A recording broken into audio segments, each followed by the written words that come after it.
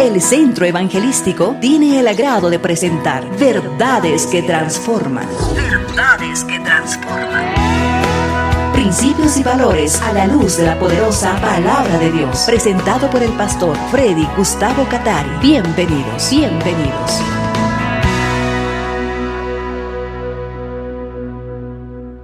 Exaltamos tu precioso nombre, te damos gracias por darnos vida y salud y la bendición de seguir examinando tu palabra. Tu Espíritu nos guía, Señor. Amén. Terminando con la serie de estudios de doctrina, la doctrina de Dios, vamos a concluir con la parte 6 de los nombres de Dios. Los nombres de Dios en su equivalente griego. Estamos hablando del Nuevo Testamento. Analizando los nombres de Dios encontraremos harta bendición. Muchos imaginan que Dios está cómodo en el cielo sin que le interese el drama que los seres humanos deben vivir en este planeta. Pero es saludable saber que Dios no ha dejado, ni deja, ni dejará a sus criaturas.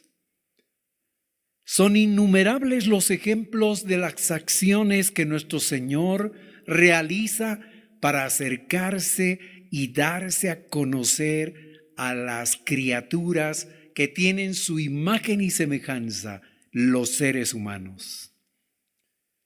También debe llenarnos de asombro al ver en la Biblia que Dios utiliza una serie de estrategias, recursos para acercarse a sus criaturas, para darse a conocer a nosotros.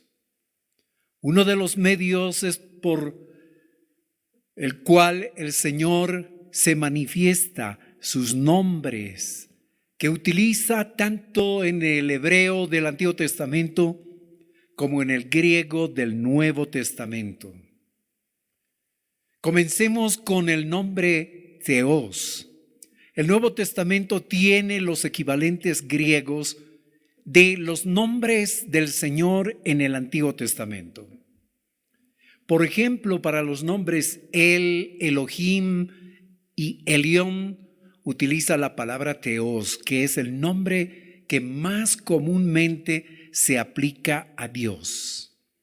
Otros prefieren pronunciarlo como Theos. Como Elohim, también Theos expresa esencia. La esencia de Dios, lo que es el Señor. Pero de todas maneras sabemos que ningún nombre va a poder expresar toda esa esencia, la plenitud de esa esencia del ser de Dios. La frase griega theou, tu, upsistou, se traduce como Dios el más alto o Dios altísimo. En Marcos 5, 6, 7, no en vano encontramos este registro. Cuando Jesús todavía estaba a cierta distancia, el hombre lo vio, corrió a su encuentro y se inclinó delante de él. Dando un alarido, gritó: ¿Por qué te entrometes conmigo, Jesús, Hijo del Dios Altísimo? En el nombre de Dios te suplico que no me tortures. Pues Jesús ya le había dicho al espíritu: sal de este hombre, espíritu maligno. Encontramos aquí la referencia al Dios Altísimo.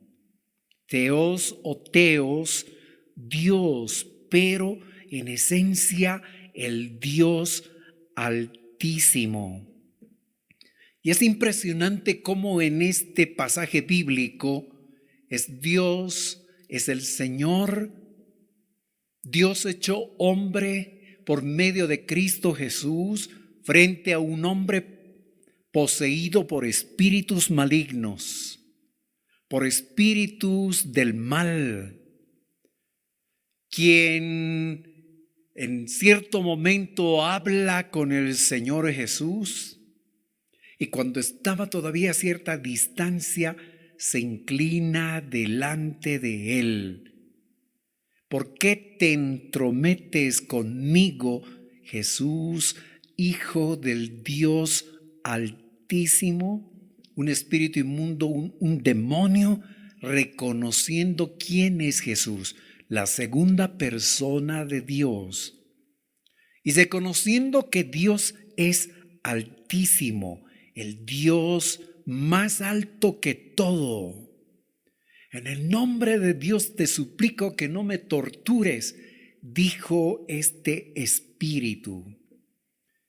Pero el Señor Jesús ya le había dicho al espíritu: sal de este hombre, espíritu maligno. El Dios Altísimo, Dios hecho hombre en Cristo Jesús, atendiendo una necesidad del drama humano. El ataque de espíritus malignos era común en esa época y los judíos tenían la manera de poder tratar de resolver. Y en la misericordia de Dios, estos procedimientos tenían resultado hasta cierto punto porque lograban apaciguar al espíritu. Pero el Señor Jesús, con su venida, establece que no solo había la posibilidad de apaciguar a estos espíritus, sino también había que expulsarlos, echarlos fuera. Y lo hace el Señor Jesús dando el ejemplo. Más tarde el Señor Jesús tiene que anunciar esta tremenda verdad con relación a los creyentes, a quienes les da autoridad para echar fuera espíritus malignos. Así como el Señor Jesús lo hizo, también nosotros tenemos el poder y la autoridad para hacerlo. ¿Acaso has estado experimentando sensaciones? ¿Has estado viviendo un drama en tu casa por la manifestación sobrenatural de algo que no has podido explicar? Personajes siniestros, sombras, espíritus que te han atacado directamente o indirectamente se están manifestando en tu casa, en el lugar donde vives, y han quitado la paz, la tranquilidad en tu hogar, entre los tuyos. Pues este es el tiempo en que tú puedes utilizar esta bendición. Es impresionante que la Biblia no habla del uso de aceite para lograr que estos espíritus se vayan. Tampoco el uso de ciertos objetos para lograr que estos espíritus se vayan. Tampoco la Biblia enseña de que hay que convivir con estos espíritus, que hay que agradarles, apaciguarlos, tranquilizarlos. No, la respuesta de Dios es echarlos fuera, porque no tienen que estar, no tienen que manifestarse, no tienen derecho a estar donde los hijos de Dios viven. Pero si alguno dice: yo no me he entregado todavía al Señor, yo no lo conozco al Señor, pues este es el momento para que tomes ese paso inicial y luego, teniendo a Cristo en tu vida, habiéndote entregado a Él, tendrás el poder y la autoridad para ordenarles también a estos espíritus para que se vayan. Diversos procedimientos tenían los israelitas para poder solucionar este problema de la manifestación de espíritus.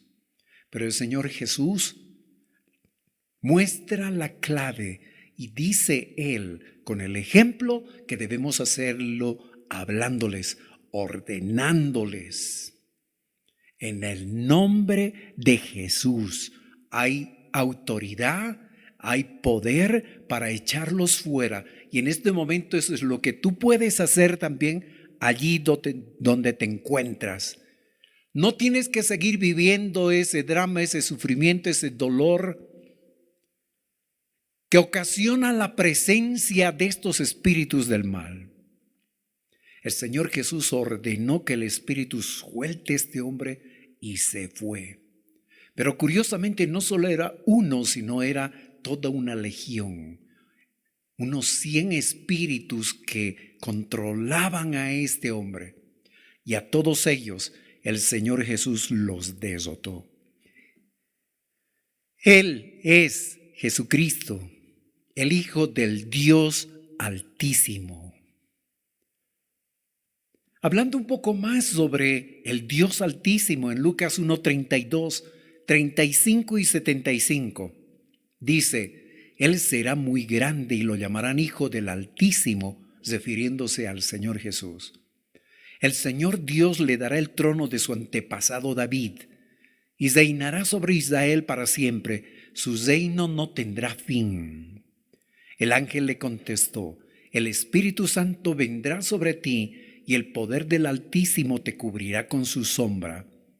Por lo tanto, el bebé que nacerá será santo y será llamado Hijo de Dios.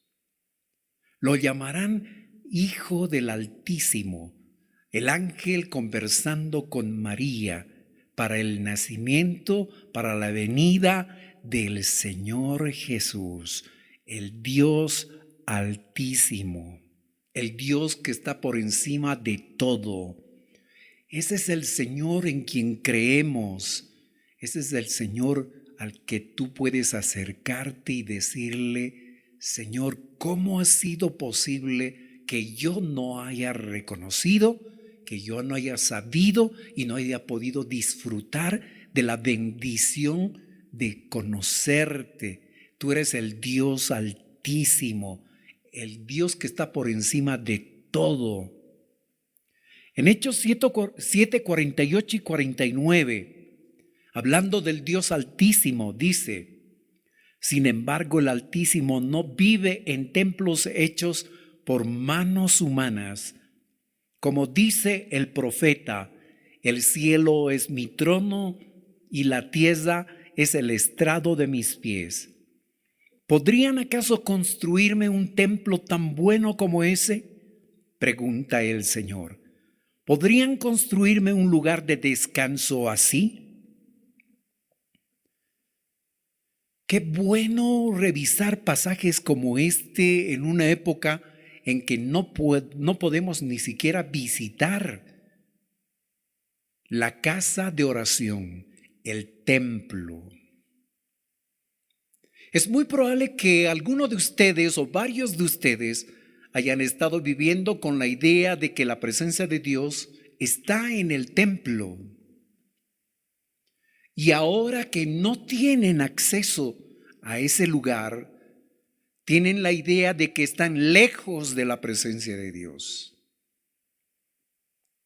Es impresionante revisar, conocer, recordar lo que dice la Biblia aquí en Hechos 7, 48, 49. El Altísimo no vive en templos hechos por manos humanas. Debemos reconocer que entre los evangélicos, entre los cristianos, hemos diseñado nuestra propia teología que no se ajusta necesariamente a la verdad bíblica. Y una de esas teologías, una de esas doctrinas es la relacionada con el templo. Si hiciéramos una entrevista entre los cristianos, ¿cuántas opiniones recogeríamos respecto al templo? ¿Qué es lo que piensan del templo? Y quedaríamos sorprendidos, asombrados frente a las ideas que se tenían y de las que hay que salir, porque muchas de esas ideas son erróneas, como esa de que la presencia de Dios habita solo en un templo. Otra idea relacionada con esta es creer que Dios solo tiene que ver con asuntos del templo y no con los demás asuntos de la vida diaria de los seres humanos. Otros piensan que encontrarán bendición solamente en el templo, porque suponen que ahí está la presencia de Dios. Muchos imaginan que encontrarán sanidad, libertad, salvación solo en el templo, en la casa de Dios. Pero si nos remontamos en la imaginación a la época de Noé, cuando no había templo, a la época de Abraham, cuando no había templo, a la época de Jacob, de Isaac, los patriarcas del Antiguo Testamento, y no había templo. Entonces, ¿la presencia de Dios no estaba con ellos? Pues no, puesto que ellos invocaban al Dios Altísimo en el lugar donde se encontraban, en el lugar donde vivían o en el lugar por donde caminaban, y la presencia del Dios Altísimo se hacía sentir. Hoy Dios ha hecho que los templos se cierren. Esto para que su iglesia haga un alto en todas sus prácticas y también haga un alto en todas sus ideas y revise todo, sus prácticas, sus ideas, sus actitudes con relación al templo. ¿Cuántas cosas equivocadas había en cada uno de nosotros? Y a la fuerza hemos tenido que aprender esta verdad. El Señor no vive en templos hechos por manos humanas. Porque ¿qué templo podría soportar la grandeza de Dios? Tendríamos que construir una edificación que sea mucho más grande que Dios para contener a Dios, pero esto es imposible. No se puede. ¿Has estado anhelando volver a la casa de Dios?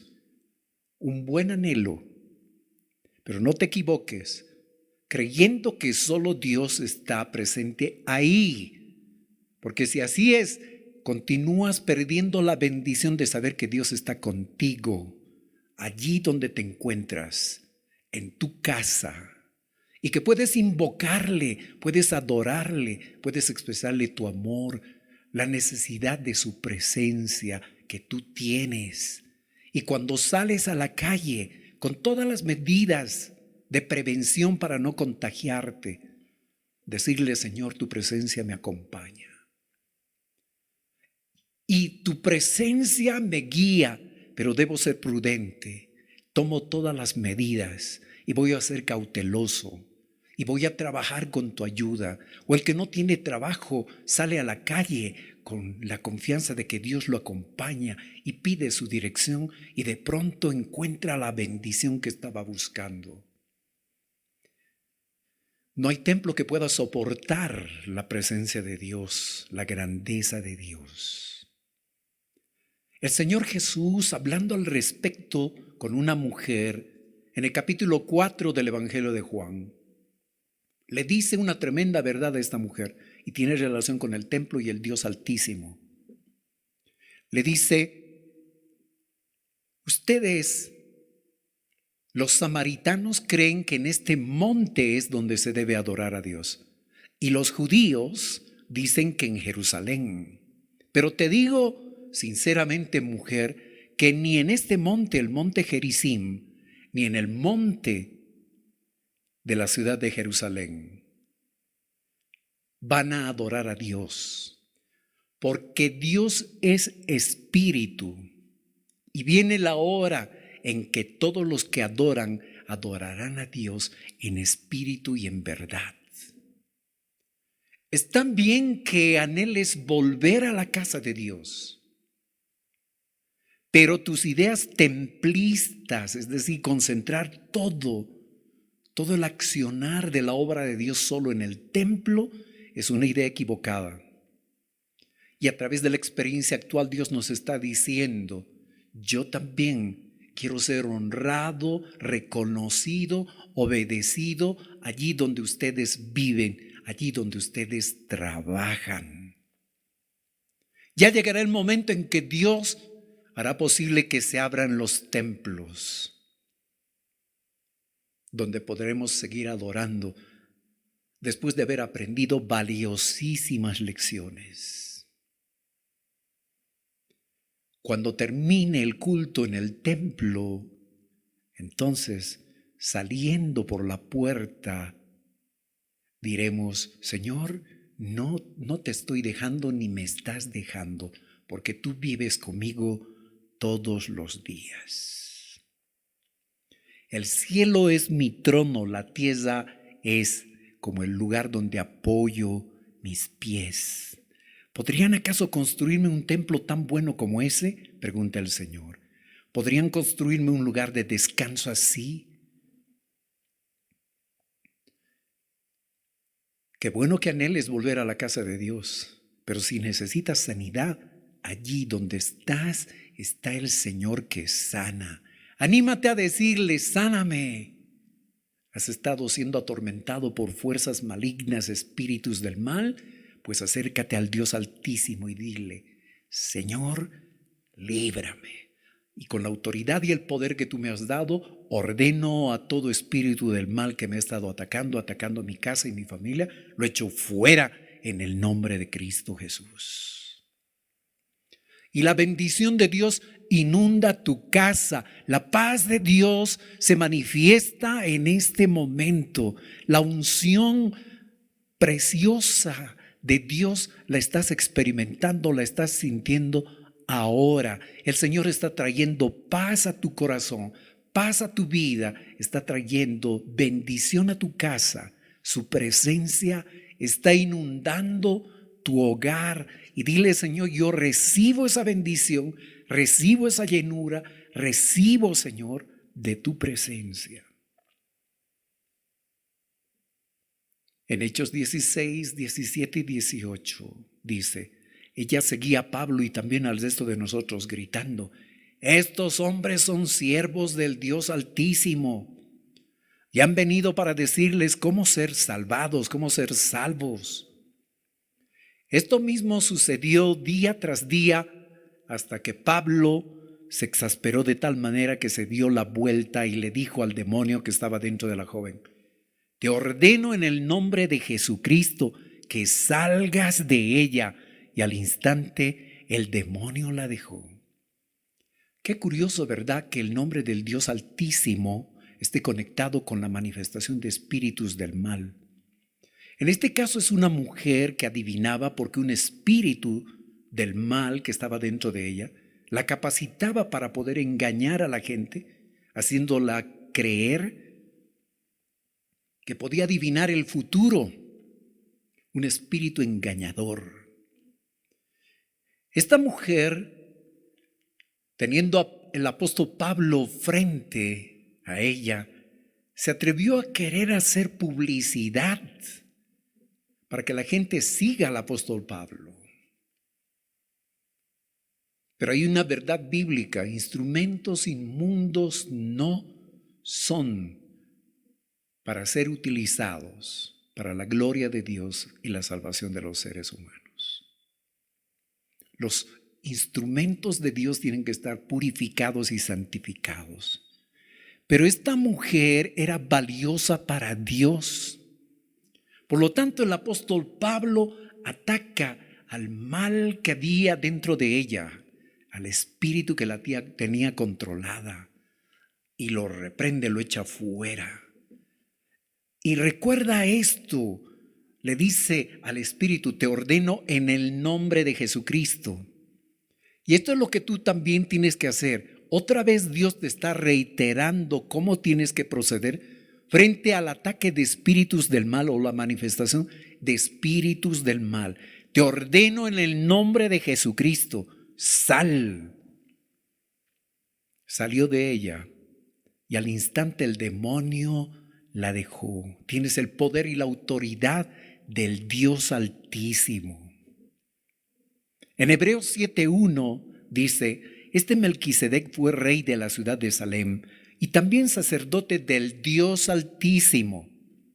Cuando Abraham regresaba triunfante de una gran batalla contra los reyes, Melquisedec salió a su encuentro y lo bendijo. Sacerdote del Dios Altísimo. Otra vez, en griego, el nombre Teos o Teos, el Dios Altísimo. Otros nombres que podemos mencionar, los nombres Shaddai y el Shaddai en hebreo se traducen como Pantocrato y Teos Pantocrator, traducido al español como Dios Todopoderoso, el Dios que todo lo puede. En hebreo, Shaddai y el Shaddai, el Dios Todopoderoso. Y este nombre tiene mucho que ver con algunas frases y nombres que aparecen, por ejemplo, en el libro de Apocalipsis. En el capítulo 1, el versículo 8, yo soy el alfa y la omega, el principio y el fin, dice el Señor Dios. Yo soy el que es, que siempre era y que aún está por venir, el Todopoderoso. Ese es el Señor a quien tú sigues, a quien tú sirves. Apocalipsis 4:8. Cada uno de los seres vivientes tenía 6 alas, y las alas estaban totalmente cubiertas de ojos, por dentro y por fuera. Día tras día y noche tras noche repiten continuamente: Santo, Santo, Santo es el Señor Dios, el Todopoderoso, el que siempre fue, que es y que aún está por venir. Ese es el Señor a quien servimos y en quien creemos, el Dios Todopoderoso. El nombre Teos o Teos se encuentra en griego con genitivo de posesión. Te explico esta parte gramaticalmente como mi Señor, su Señor, nuestro Señor, vuestro Señor. Porque en Cristo, Dios es el Dios de toda la iglesia y también de cada uno en particular. La idea de un Dios nacional es el que predomina en el Antiguo Testamento, pero sin dejar de lado la idea de un Dios personal. Algunos dicen, la idea de un Dios personal recién aparece en el Nuevo Testamento, pero la verdad de las verdades es que tanto en el Antiguo como en el Nuevo aparece esta idea de un Dios personal, de tal manera que tú puedes decir, mi Dios, tu Dios, nuestro Dios, vuestro Dios. En el Nuevo Testamento se enfatiza mucho más, porque había que enfatizarlo, como que los judíos estaban olvidando esta gran verdad de que no solo Dios era Dios de toda la nación, sino de cada persona en particular. Y porque los judíos habían descuidado esa parte de relacionarse personalmente con el Señor. Hoy nosotros debemos hacer que Dios sea nuestro Señor, de tal manera que cada uno de los integrantes de la familia, quienes están viendo esta transmisión, puedan decir, mi Dios, Dios de mi familia, pero también mi Dios. Una pregunta que te puedo plantear es, ¿el Señor es realmente tu Dios? ¿O por el momento es solo Dios de tu familia? Interesante fenómeno, terrible fenómeno, ¿verdad? Porque puede ser que el Señor sea Dios de la familia, pero todavía no el Dios tuyo. ¿Por qué? No porque Dios no quiera, sino porque tú no quieres, tú no has querido. Por lo tanto, en este instante, con sinceridad, tienes que acercarte y decirle, perdóname por tremendo atrevimiento. ¿Cómo ha sido posible que yo viva en medio de creyentes? Que yo viva en una familia donde tú eres el Señor de la familia, pero no eres mi Dios. Me rindo, Señor, te pido perdón, me entrego a ti. Hazlo. Otro nombre que aparece en el Nuevo Testamento, otra palabra, es Kyrios. El Nuevo Testamento sigue la línea de la Septuaginta, es decir, la versión traducida del hebreo al griego, en la que se sustituye el nombre de las 4 consonantes Yod, Hei, Vav, Hei, por Adonai, es decir, Señor o Kyrios, que se deriva de la palabra Kyrios, que significa poder. En Apocalipsis 6:10 dice, ellos clamaban al Señor y decían, oh soberano Señor, santo y verdadero, ¿cuánto tiempo hasta que juzgues a la gente de este mundo y tomes venganza de nuestra sangre por lo que nos han hecho? Y en Apocalipsis 7:14 yo le contesté, tú eres quien lo sabe, Señor. Entonces él me dijo, estos son los que murieron en la gran tribulación. Han lavado y blanqueado sus ropas en la sangre del Cordero. Así que Él es el Señor, el dueño, el propietario de todo.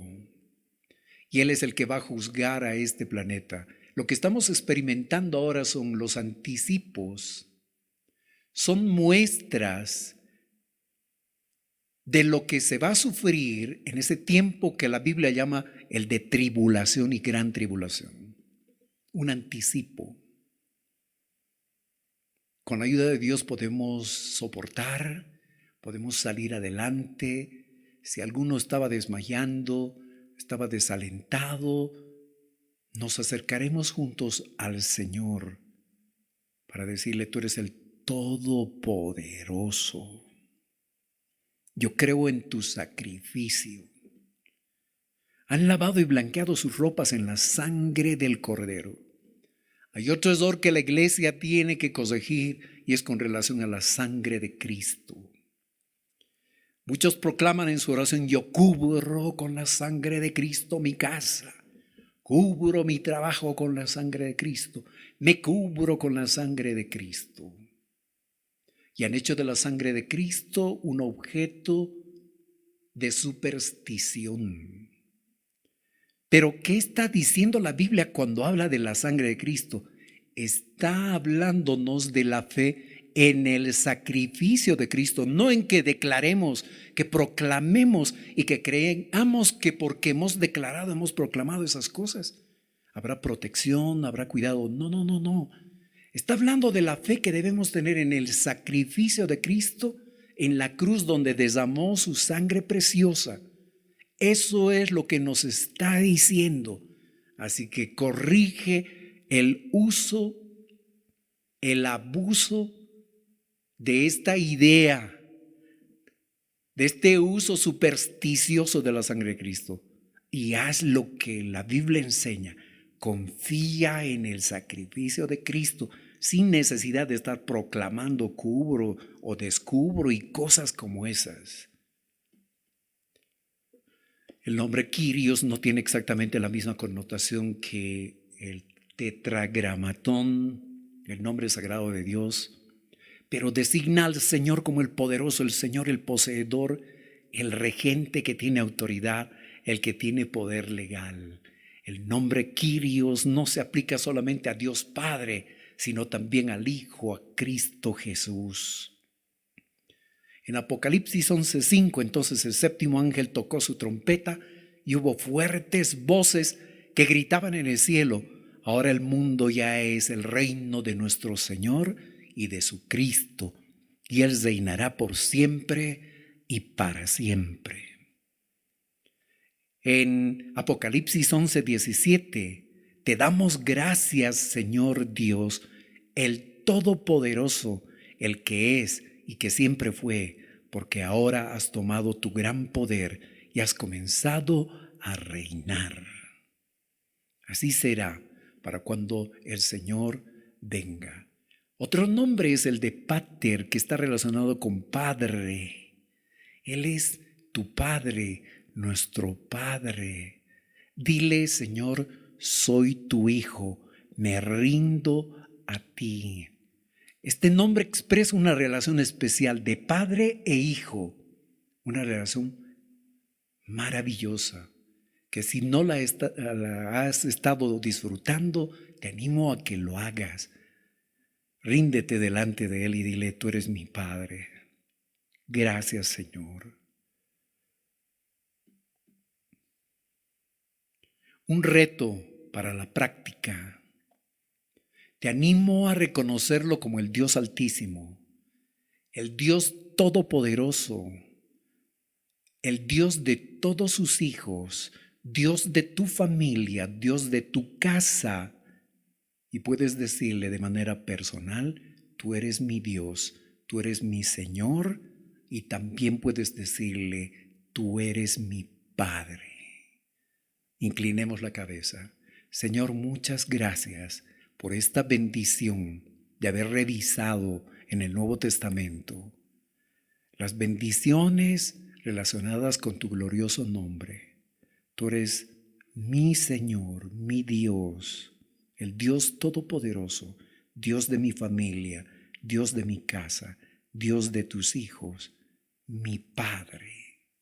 Gracias, Señor. El Centro Evangelístico tuvo el agrado de presentar Verdades que Transforman. Verdades que Transforman. Esperando que hayan sido bendecidos, les invitamos para la siguiente emisión.